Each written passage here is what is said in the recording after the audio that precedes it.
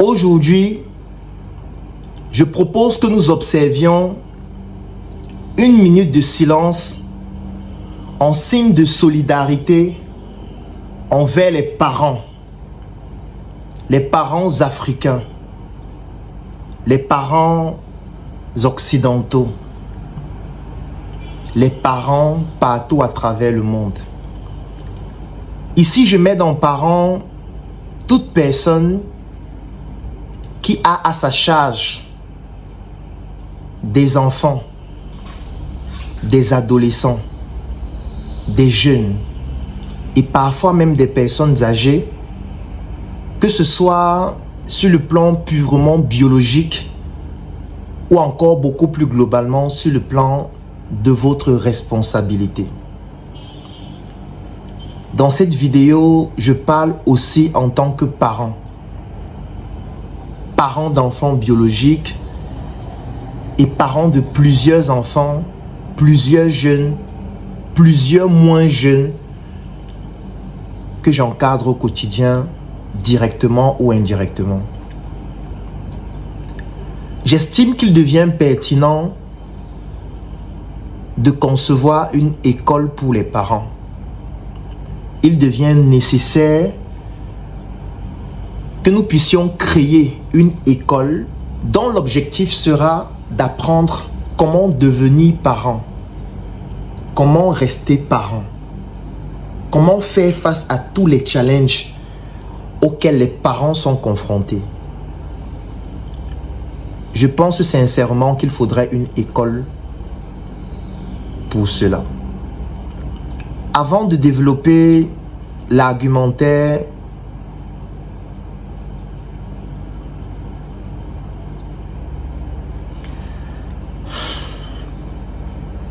je suis meurtri.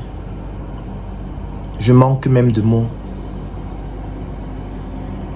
Je voudrais qu'on puisse féliciter les parents. Tous les parents. Dans cette vidéo, je ne parle pas des Africains.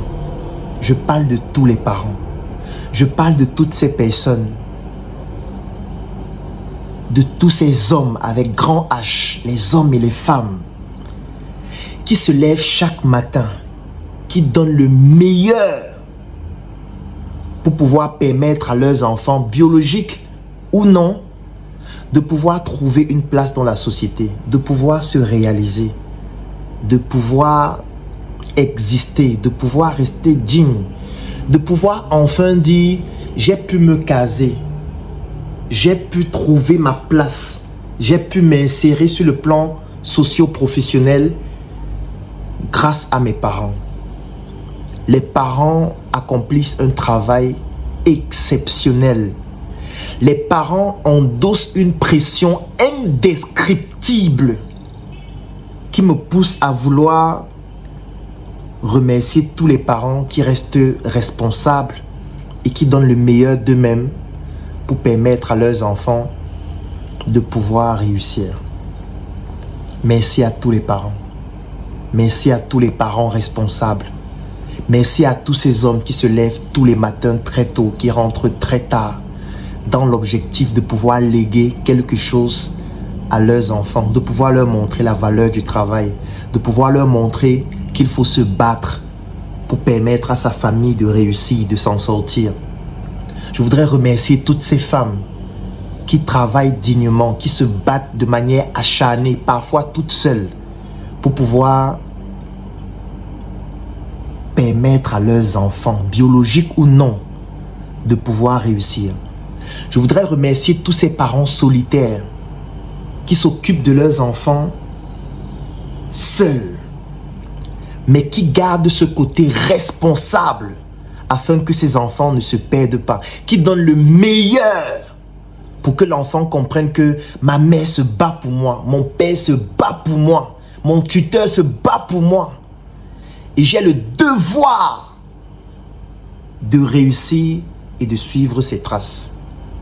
Certainement, à ce moment de la vidéo, vous allez vous demander de quoi est-ce que tu voudrais parler réellement. Et je vais donc entrer dans le vif du sujet parce qu'au départ, c'était juste l'introduction.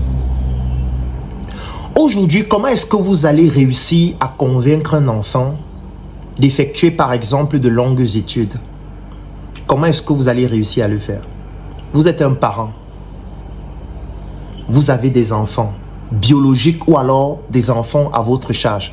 Comment est-ce que vous faites pour convaincre l'enfant d'effectuer de longues études?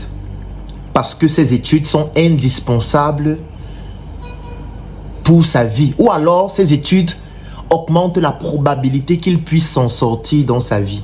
Comment est-ce que vous faites? Comment est-ce que vous faites pour convaincre un enfant de devenir médecin plus tard? Comment?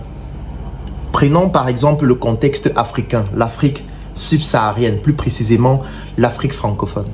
Comment vous faites pour expliquer à votre enfant: mon fils, je voudrais que tu deviennes médecin parce qu'en étant médecin, tu auras une place importante dans la société, tu pourras te réaliser, tu pourras réussir. Comment vous allez faire pour convaincre votre enfant de le faire? Lorsqu'il voit des médecins au Cameroun souffrir, lorsqu'il voit des médecins au chômage, lorsqu'il voit des médecins qui ont terminé leurs études de médecine, parfois depuis 5 ans, 10 ans, 15 ans, et qui n'ont toujours pas de situation stable, qui sont en train de manifester, qui sont en train de grever, qui sont en train de pleurer, qui sont en train de se plaindre tout le temps du fait de leurs conditions sociales et économiques déplorables, ce qui est tout à fait légitime. Mais comment est-ce que vous faites donc dans ce contexte pour convaincre un enfant que je voudrais que tu deviennes médecin? Parce que l'enfant fonctionne par modèle. L'enfant fonctionne par imitation. L'enfant fonctionne par référence. L'enfant copie ce qu'il voit faire et qui pourrait être bien pour lui. Lorsqu'un enfant voit cela, lorsqu'un jeune voit cela, lorsqu'un adolescent voit cela, comment est-ce que vous allez réussir à le convaincre qu'il faudrait qu'il devienne médecin? Lorsqu'il voit que dans sa famille, les médecins qu'il connaît ne s'en sortent pas. Parmi ses proches, les médecins qu'il connaît ne s'en sortent pas. N'arrivent même pas à payer décemment leur loyer, n'arrivent même pas à vivre de manière digne. Comment est-ce que vous, en tant que parent, vous allez le convaincre de devenir médecin? Comment est-ce que vous allez convaincre un enfant de devenir enseignant? Lorsqu'il voit des OTS, par exemple, au Cameroun, manifester, se plaindre, lorsqu'il entend que des enseignants n'ont pas de salaire depuis 3 mois, depuis 6 mois, depuis 1 an, parfois plus. Lorsque tous les enseignants qu'il connaît dans son entourage n'arrivent pas à vivre décemment. Je ne parle même pas d'être riche, je parle de vivre décemment. Et là, je parle de la majorité. Ne me dites pas que je connais tel enseignant qui est riche. Je connais tel médecin qui a construit sa clinique. Pourquoi vous ne le faites pas comme lui? Ne faites pas ces débats binaires qui manquent de consistance. Là, je parle de la majorité. Sur 1000 médecins, combien construisent des cliniques? Combien gagnent un revenu décent? Combien vivent dans un endroit qui leur permet de pouvoir travailler de manière optimale? Combien peuvent se permettre d'offrir, même pendant ce moment de fête, des cadeaux à leurs enfants? Parce que ayant suffisamment de moyens pour leur permettre même de manger un repas convenable pendant cette période de fête. Sur 1000 médecins, combien peuvent le faire? Sur 1000 enseignants, combien peuvent le faire? Donc ne me parlez pas d'une minorité de personnes. On parle de la plus grande masse qui souffre. Moi, je suis médecin. Et en tant que médecin, au Cameroun, on dit « j'ai lu l'heure et je lis l'heure ». Tous les jours sur Internet, je dis « je suis un médecin et je vends les chips ». Tous les jours. Je dis « je vends les chips pour vivre ». J'ai même organisé un événement dernièrement dont le thème c'était « je suis médecin et je vends les chips ». Et vous savez ce qui se passait? Ce qui se passait, c'est qu'en commentaire, les gens se moquaient de moi. Les gens m'insultaient. Donc, tu es allé en faculté de médecine. Tu as fait 7 ans à l'université des montagnes, à l'ouest du Cameroun. Tu es sorti médecin. Et depuis 2014 que tu es médecin, tu viens en 2023 nous dire que tu vends les chips pour vivre. Oui, je vends les chips pour vivre. Parce que je veux vivre décemment. Parce que je veux vivre de manière digne. Parce que je ne veux pas me retrouver dans des travers de la médecine. Heureusement qu'on ne retrouve que chez des brebis galeuses qui sont minoritaires, heureusement. Je ne veux pas me retrouver dans cela. C'est pour ça que je me suis dit, au-delà de mes compétences médicales, comment est-ce que je pourrais appliquer cela dans d'autres secteurs d'activité pour vivre décemment? Et j'ai donc décidé avec des personnes avec qui nous avons décidé de nous mettre ensemble, de créer une marque de chips. Et quand vous voyez même ces chips, vous comprenez que mes compétences médicales ont été associées à la création de cette marque. Rien que la manière dont c'est présenté, l'hygiène. Je suis médecin, je ne peux pas faire un produit qui ne correspond pas à mon niveau intellectuel. Et on a donc décidé de faire un produit qui respecte les conditions d'hygiène les plus rigoureuses. Ça, c'est l'application de mes compétences médicales dans mes projets. Pareil avec la marque SM et tous les autres projets que nous avons développés. Mais ça, c'est moi, Claudel. Je me suis battu. J'ai échoué. J'ai bouffé des tontines. J'ai été insulté, dénigré, calomnié. Beaucoup se sont même demandé, mais celui-là, est-ce qu'il est même encore médecin? Regardez un médecin, il vend les chips, il vend les habits, il bavarde tous les jours, il crie. Mais ce que les gens ne comprennent parfois pas, c'est que lorsque la société appuie ton coup, lorsque les conditions sociales de ton pays appuient ton coup, lorsque la misère appuie ton coup, lorsque tes enfants appuient ton coup tous les jours pour te demander un cadeau, appuie ton coup tous les jours pour te dire de payer la pension, appuie ton coup tous les jours pour te demander de leur acheter de nouveaux vêtements,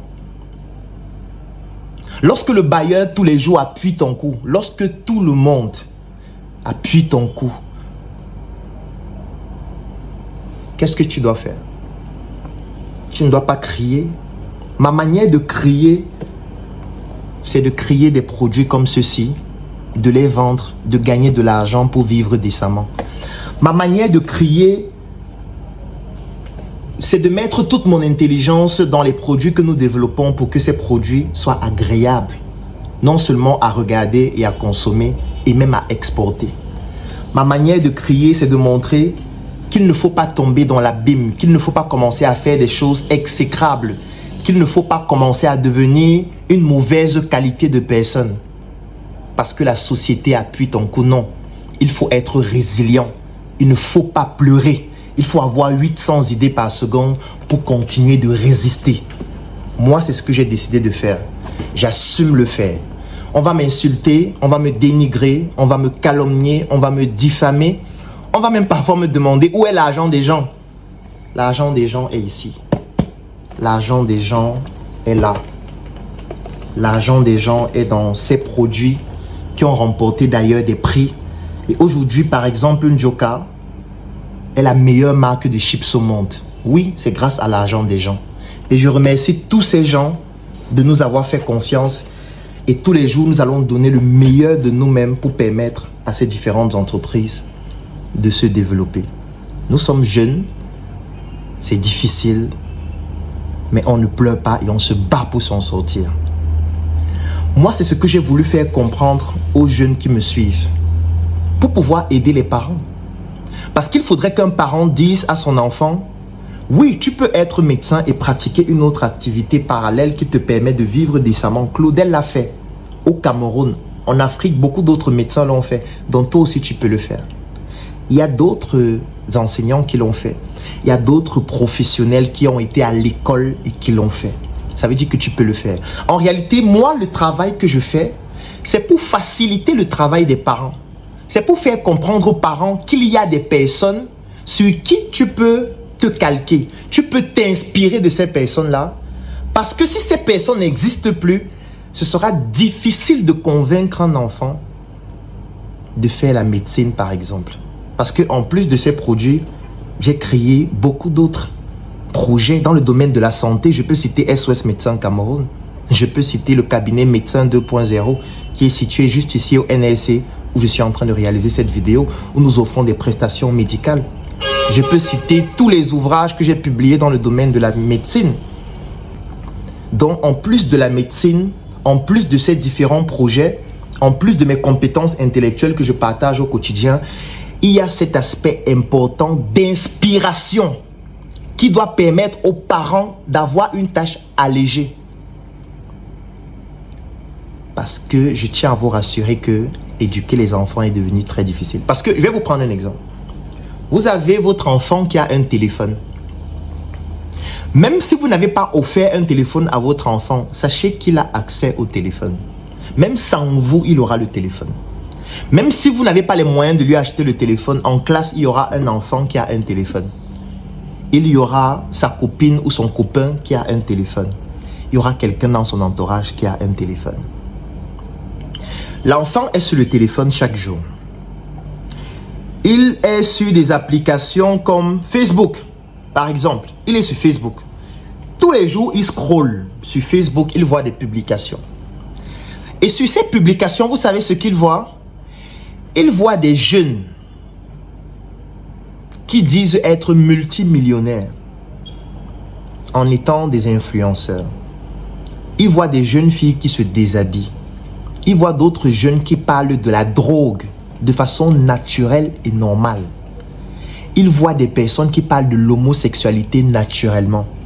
Il voit des séries, il voit des courts-métrages, il voit des web-séries, il voit des films dans lesquels on fait la promotion de l'homosexualité, on fait la promotion de la facilité, on fait la promotion de la vie dans laquelle on peut gagner beaucoup d'argent sans aller à l'école. Il voit aussi, toujours sur Internet, des enseignants qui souffrent, des enseignants aigris, des enseignants pauvres. Il voit des médecins pauvres, aigris, qui n'ont rien. En fait, tous les modèles que vous lui transmettez dans les valeurs d'éducation. Chaque jour à la maison, vous lui dites, mon fils, il faut étudier, il faut aller à l'école, il faut être rigoureux, il faut travailler. C'est à la sueur de son front qu'on gagne de l'argent. Mais il voit des gens sur Internet qui gagnent de l'argent sans transpirer. Qui lui feront comprendre que tu peux gagner de l'argent sans avoir besoin de faire trop d'efforts.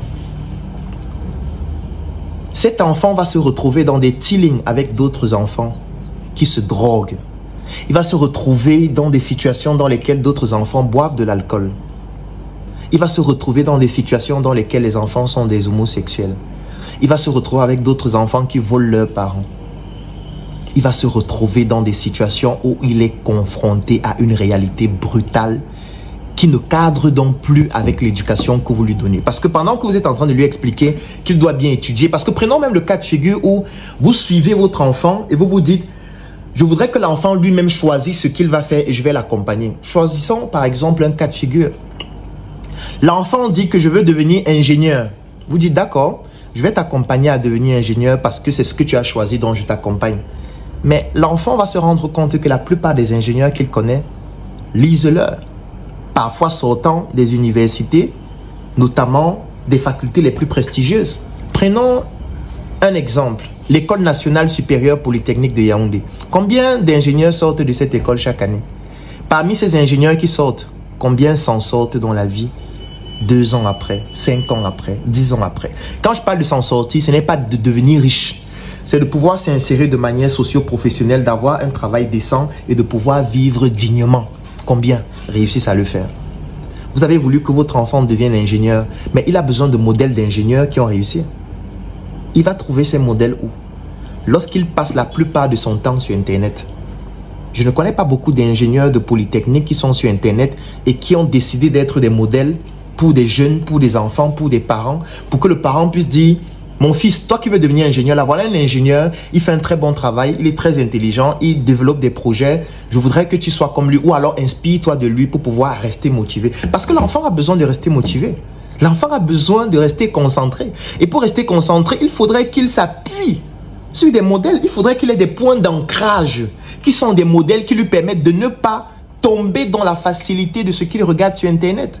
Parce qu'au quotidien, il va regarder d'autres enfants sur Internet qui lui font comprendre que l'école ne sert à rien. Il va voir ceux qui sont, par exemple, les plus populaires sur Internet. Je parle beaucoup d'Internet, pourquoi? Parce que éduquer les enfants aujourd'hui doit absolument prendre en compte Internet. Parce que l'enfant passe plus de temps sur Internet que de temps à discuter avec ses parents. Peut-être l'enfant discute avec ses parents 1 heure de temps par jour. Et là même, je trouve que c'est beaucoup parce qu'il y a beaucoup de parents qui ne mettent même pas ce temps. La plupart du temps qu'il passe, c'est sur Internet. Ça veut dire que son éducation prend en compte la vie d'autres personnes qui ne sont pas dans la famille. Il va regarder sur Internet les gens qui sont qualifiés comme étant riches, comme étant fortunés. Parce qu'aujourd'hui, la richesse se traduit avec uniquement des clichés. Il va voir une telle personne qui vient de montrer sa nouvelle voiture. Il voit telle personne qui vient de montrer sa nouvelle maison. Il voit telle personne sur Internet qui montre comment elle est en train de voyager tout le temps. En avion, en première classe. Il va voir les influenceurs, les influenceuses qui montrent une richesse exorbitante. Mais la question qu'il va se poser et qui est logique, parce que de manière cognitive, ça va venir spontanément, c'est elle fait quoi dans la vie? On lui dit non, c'est une actrice, c'est un acteur, c'est un musicien. Quel est son niveau scolaire? Il a arrêté l'école en 3e. Il n'a pas fréquenté. Elle a arrêté l'école en niveau licence. Elle, non, elle n'a même rien fait. Elle est juste actrice. Ou il est juste acteur. Mais comment vous allez donc faire pour convaincre l'enfant qu'il faut devenir médecin 7 ans et lire après, parce que la plupart des médecins qu'ils voient lire, et les médecins ne sont pas sur Internet, en tout cas, la majorité estime que ça ne sert à rien. Mais sauf que les médecins qui ne sont pas sur Internet, là, pour servir de modèle, leurs enfants seront sur Internet et leurs modèles seront les influenceurs qui estiment qu'il ne faut pas aller à l'école.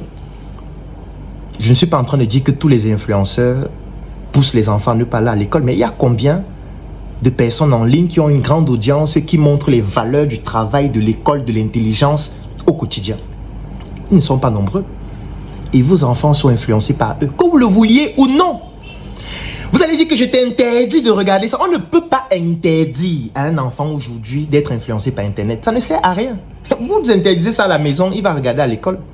Vous interdisez la télé à la maison, il va regarder la télé chez ses amis. Vous lui dites, je ne veux pas que tu aies le téléphone. Il aura le téléphone à l'école, il aura le téléphone au quartier. Il aura le téléphone dans les fêtes, dans les chillings. Comment vous allez vous y prendre pour vous en sortir avec un enfant qui est autant influencé, lorsque parfois vous-même vous n'êtes pas un modèle pour votre enfant, parce que parfois votre enfant vous respecte seulement. C'est parce que votre enfant vous respecte qu'il ne dit pas, papa, tous les jours tu me dis de fréquenter, tous les jours tu me dis d'aller à l'école, mais toi-même tu n'as pas réussi ta vie. Nous ici on souffre à la maison, on ne mange pas tous les jours, on ne vit pas décemment. Tu as fait les études mais toi-même tu n'as pas réussi. Pourquoi tu veux donc me forcer à étudier tous les jours? Parce que la motivation de l'enfant s'entretient. Et cette motivation est à la fois intrinsèque, c'est-à-dire provenant des valeurs profondes de l'enfant, dont vous avez contribué à développer grâce à son éducation aussi, et extrinsèque, c'est-à-dire de l'environnement dans lequel il est. L'environnement commence par sa famille nucléaire, dont son père et sa mère, par sa famille élargie, et par la société, qui a une influence profonde sur la motivation et les ambitions de l'enfant. Et aujourd'hui, la société, et surtout Internet, est en train de prendre une place fondamentale.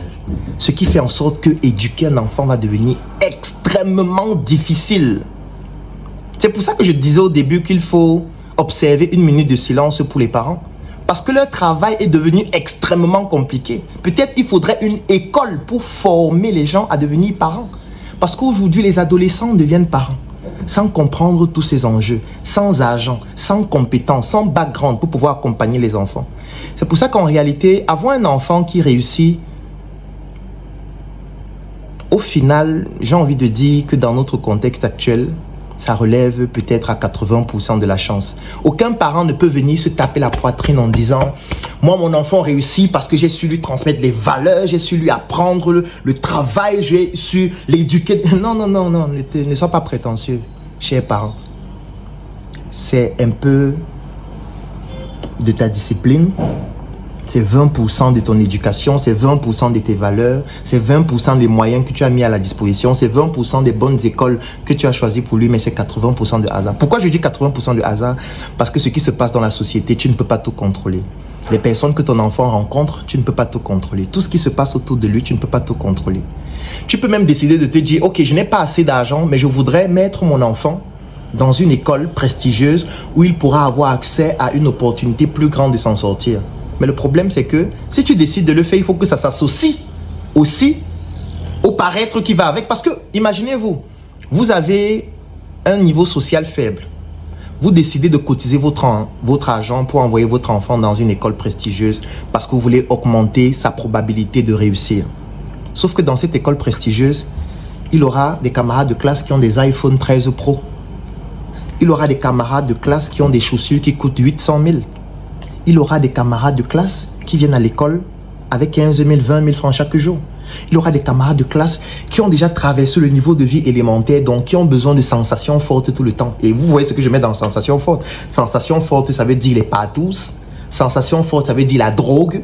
Sensation forte, ça veut dire les chilling tout le temps où on boit de l'alcool. Sensation forte, ça veut dire qu'on veut tester un autre niveau de sexualité, c'est-à-dire l'homosexualité et toute autre forme de pratique. Sensation forte, ça veut dire qu'on veut prendre l'avion régulièrement pour montrer à ses camarades qu'on est puissant. Sensation forte, ça veut dire qu'on veut montrer qu'on a beaucoup d'argent. Et votre enfant va faire face à ça. Vous allez faire comment? Il va venir à la maison dire, mais papa, j'ai besoin d'un nouveau livre de philosophie. Parce qu'il a besoin de cet argent pour montrer aussi à ses autres camarades qu'il a aussi acheté la chicha pour qu'il puisse fumer en boîte de nuit. Donc, vous allez vous retrouver dans un problème parce que l'enfant va devenir profondément complexé. L'enfant ne pourra pas inviter ses camarades à la maison parce que lui-même, il sait que la maison ne ressemble à rien. Il sera toujours chez les autres. Les autres vont l'inviter chez lui. Il arrive chez ses camarades où il y a la piscine, il y a les grosses maisons. Il est à l'aise chez eux. Mais parfois, ses camarades vont lui dire, mais on vient chez toi quand, Claudel? Il sera toujours obligé de jongler. Non, tu sais que chez moi, mes parents sont méchants. Ils n'aiment pas que les amis viennent. Mais à un moment, ses amis vont se moquer de lui. Et ça va faire en sorte qu'il perde confiance en lui, qu'il perde l'estime qu'il a de lui-même et surtout parfois qu'il perde sa dignité. S'il n'est pas profondément ancré dans les valeurs culturelles fortes données par votre éducation, il ne pourra pas s'en sortir. Et même ça ne suffit pas. C'est pour ça que je dis qu'il y a la chance. C'est pour ça que certaines personnes disent que on accouche un enfant, mais on n'accouche pas son cœur. C'est une expression qu'on utilise pour dire que vous allez beau faire tout ce qu'il faut, mais il y a une partie de hasard qui intervient que vous ne contrôlez pas. Donc, vous avez voulu mettre votre enfant dans une école prestigieuse parce que vous vous dites que cette école va lui permettre de pouvoir mieux s'en sortir, mais en fait, il devient plus fou. Pire encore, vous l'envoyez en Occident. En Occident, il voit les homosexuels s'embrasser dans la rue. En Occident, les gens se droguent, il peut devenir passeur, il peut se retrouver en prison à n'importe quel moment. Il est obligé parfois de travailler en fréquentant alors que ça va le pousser parfois à abandonner l'école parce qu'il a besoin de vivre, de survivre. Vous n'avez pas les moyens de payer son école, de payer son niveau de vie, son assurance et tout le reste. Donc, ils sont obligés de travailler et en travaillant, parfois, il peut abandonner l'école. La preuve, la plupart des personnes qu'on envoie en Occident, parfois, ils se retrouvent en train d'abandonner l'école pour pouvoir mener une activité qui va leur permettre de survivre. Donc même l'Occident, ce n'est pas la solution. Si vous décidez d'envoyer votre enfant dans une école dans laquelle le niveau est très faible, où il sera dans le poula-poula, comme on dit souvent, la populace, comme une fille disait une fois sur Internet, ça ne garantit toujours rien. Parce que là, par contre, vous avez votre enfant qui sera avec des mbangando, qui ont la probabilité d'être déjà des bandits, des voleurs, qui volent les livres pour avoir un peu d'argent. Et votre enfant peut tomber dans ce type de travers. Je ne suis pas en train de dire qu'on ne peut pas réussir dans ce type d'école, que ce soit prestigieuse ou de qualité plus faible. C'est possible, mais ça ne dépend pas uniquement de votre éducation. C'est pour ça que j'ai demandé de faire 1 minute de silence pour les parents. Parce qu'aujourd'hui, être parent à l'ère d'Internet, à l'ère du digital, c'est extrêmement difficile. Parce que les modèles à qui vous devez permettre à votre enfant de s'inspirer, il n'en existe pas beaucoup. Et parfois, ceux qui dans notre société sont des modèles préfèrent rester discrets. Ça veut dire qu'ils disent que, voilà, l'argent, on ne parle pas. Quand tu parles, ça s'envole comme les oiseaux. Donc du coup, ceux qui sont réellement des modèles de notre société ne s'affichent pas. Ils sont discrets. Ils se cachent. Ils disent que ça permet de ne pas avoir des problèmes. Et ils se justifient souvent en disant, tu vois Claudel, il est visible, non, mais on l'insulte tout le temps, le calomnie, on lui dit que l'argent des gens est haut, ainsi de suite. Donc du coup, ils préfèrent rester discrets pour vivre leur vie au calme. Mais ce qu'ils ne savent pas, c'est que pendant qu'ils sont en train de vivre leur vie au calme, leurs enfants vont être influencés par ceux qui sont sur Internet et qui prônent une vie dépravée. Et leurs enfants-là vont venir dans leur calme-là créer le désordre. C'est que pendant que vous seriez au calme à la maison parce que vous êtes discret, votre enfant va aller sur Internet.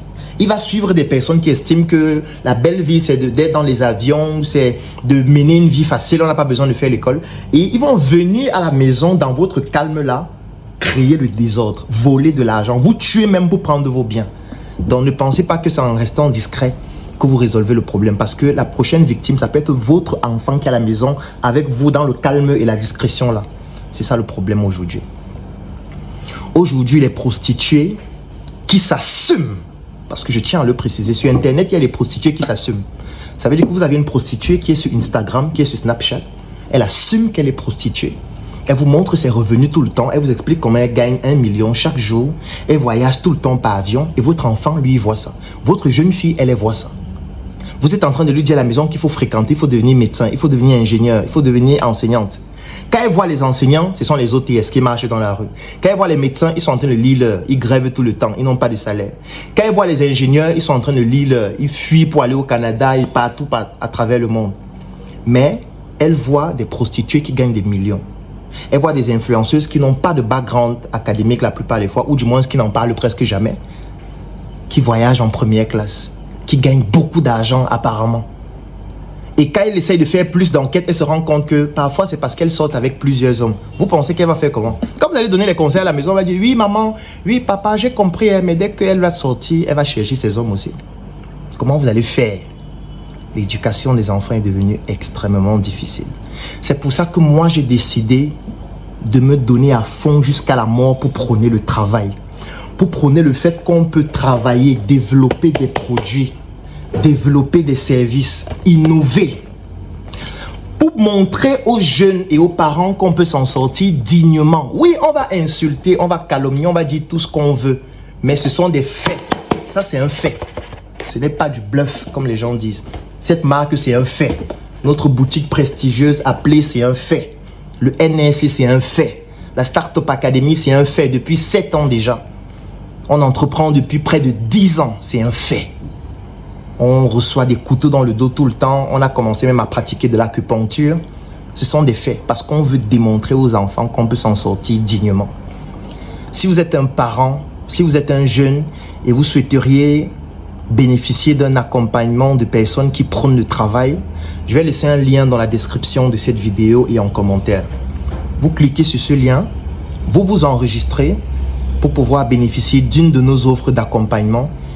Et je ne vous garantis rien, on va donner le meilleur qu'on a, on va proposer un accompagnement à vos enfants qui correspond à ce que nous avons appris, aux difficultés que nous avons rencontrées, à comment utiliser Internet, à comment s'en sortir face à une influence aussi profonde et aussi importante pour pouvoir tout simplement augmenter la probabilité que l'enfant, que le jeune ne tombe pas dans l'abîme et pour pouvoir soutenir le travail du parent qui fait un travail extraordinaire que vous êtes en train de faire.